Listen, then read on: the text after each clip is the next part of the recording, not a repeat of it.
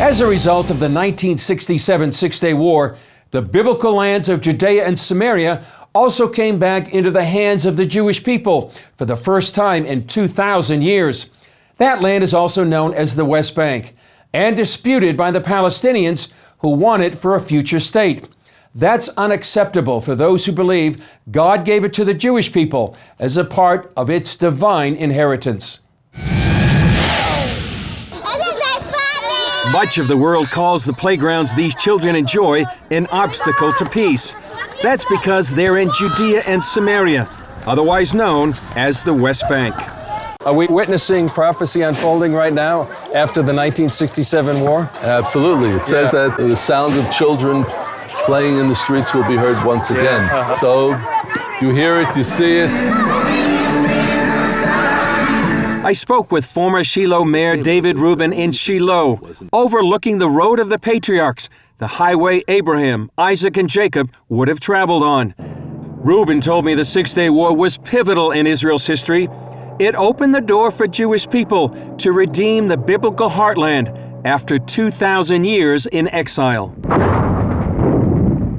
Places like Jerusalem, home of 2 consecutive Jewish temples. Bethlehem, the birthplace of Jesus. Hebron, where Abraham, Isaac, and Jacob and their wives are buried. And Shiloh, where the tabernacle stood for 369 years.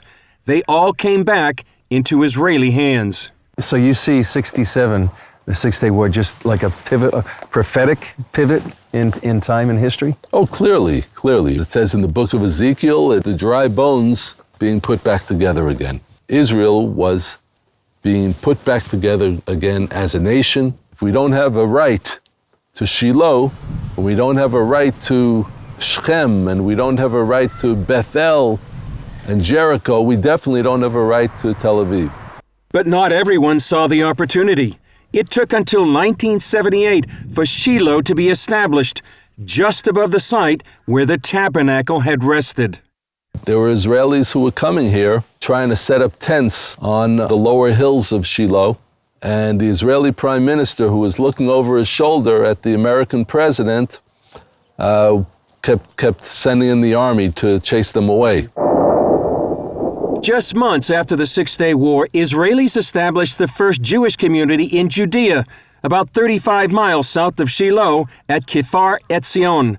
Jews lived there before Israel's independence war in 1948 and were either evacuated or massacred by the Jordanians. When this group of orphans of those who were murdered notified the Israeli government that if you don't give us the permit, we will go on without a permit. The government really couldn't stand up against orphans of those who were murdered. And so Kfar Etzion was established. Rabbi Eliezer Waldman was one of those who helped establish the next community in ancient Hebron. There was always a Jewish community in Hebron, even during the 2,000 years of exile, until 1929, when the Arabs massacred the Jewish community here. The growth here has been so tremendous. And as we gotten through those 50 years after the Six-Day War and we're looking to the future, so we have this vision of a booming Shiloh once again. 50 years ago, what would this place have looked like? Barren desert. There was nothing. It was just hills of weeds and thorns. This road will lead to a new school for the growing population.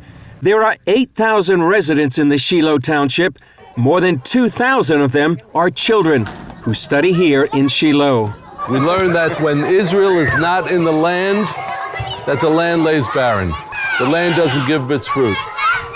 And now the land of Israel is giving of its fruit because Israel is back. And the most important fruit is what you see right here, all these children here.